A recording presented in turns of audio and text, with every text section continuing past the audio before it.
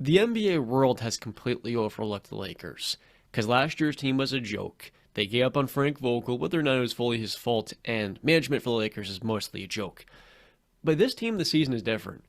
And when I look at what LeBron has done last night, the guy had 20 points, 11 assists, and 9 rebounds. All things considered for the Lakers, when you have two top 10 players and just a decent supporting cast with a solid young head coach still implementing the scheme here, you look at the state of the Western Conference, and currently speaking, the fifth seed, we talked about this on our last show, is 26 and 24. That team is the LA Clippers. The 13th seeded Lakers, who are 2.5 games behind them, are 23 and 26. The Lakers have been playing competitive basketball without AD. The last 10-15 games, which they've been missing their best player, they've had really tight-knit losses versus teams like the 76ers. They've had really good wins getting the business done.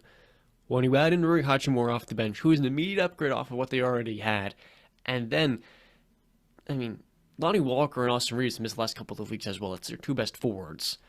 I feel like there's a real case here the Lakers can escape the play-in tournament as a top 6 seed, and if Anthony Davis is healthy down the stretch, if the Kings play the Lakers in the first round, I think the Lakers could upset them pretty easily because they have just more stars that late in games you can trust. Now, the Kings this year have been a better team, all things considered, but the Kings defense is terrible. The Lakers defense and Anthony Davis has some hope.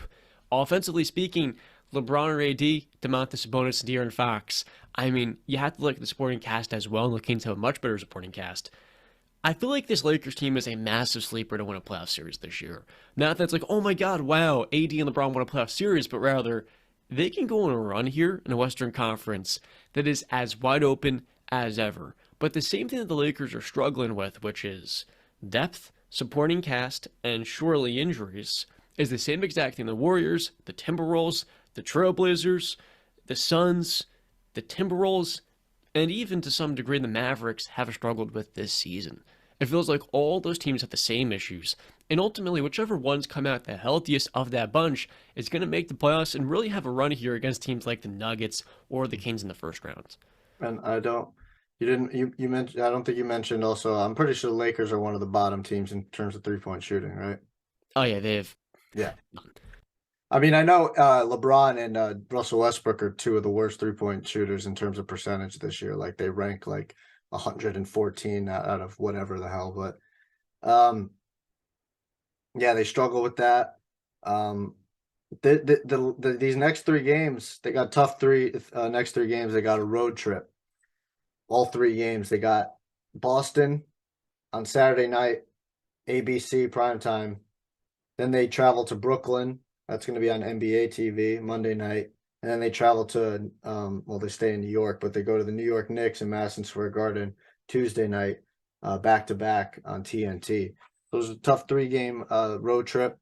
They probably, what are they? They're 23 and 26, so they're 3 games out of 500. What do you think, John? You think they got to go at least 2-1 in that In this stretch? stretch, they have to Yeah. take care of business in New York. I Yeah. doubt they beat Both the in both in Celtics. both New York teams, right? Yeah. Yeah. The Nets without Kevin Durant, he's looking to come back before the All-Star break, but I don't think he'll be by the 30th. No. The best second night of the back-to-back, Anthony Davis, I doubt would play. Yeah. Last night he came off the bench, and defensively, he gives them just an immediate floor. With him on the floor, you're going to be competent because of his rim protection. He had 4 blocks. And that defensive rebounding. Like Thomas Bryant offensively, he's been pretty good, but he is one of the worst starting defensive centers in the league. And then AD as well is much more capable of guarding out in space, even if he's immobile half the time, because he has the length and some of the instinctual just elements. After that stretch, the Lakers got the Pacers, the Pelicans, the Thunder, and the Bucks. After that, the Warriors and Trailblazers. So this entire stretch coming up, this is going to decide their season. How well they play in January and February will dictate whether or not they're going to be a full-time buyer at the deadline. Now, the thing for the Lakers is they need 3-point shooting, like you desperately said. They're one of the worst teams this year. LeBron making just 30% of them. I don't know if there's a deal good enough out there for the Lakers to give up their 2027 and 2029 firsts. The trade deadline last year was way better, and infinitely more, agreeable, whereas this trade deadline for the Lakers, the best option on the table is Miles Turner and Buddy Hield. Do you want to commit that $30 million to them when this offseason you're going to have the flexibility for a more fruitful option, so to speak, with some Yeah. unrestricted free agents? I don't think Miles Turner should be in that deal anymore now that you got I keep forget how to say his name. Hachimura? Rui Hachimura? Hachimura, okay. So yeah, once you get him, I don't think Miles Turner, you really need him, especially with AD coming back and Bryant playing as well as he has. I think Buddy Hield is just the guy. I don't know what you give up to get him. So He's probably worth a protected first round pick because yeah.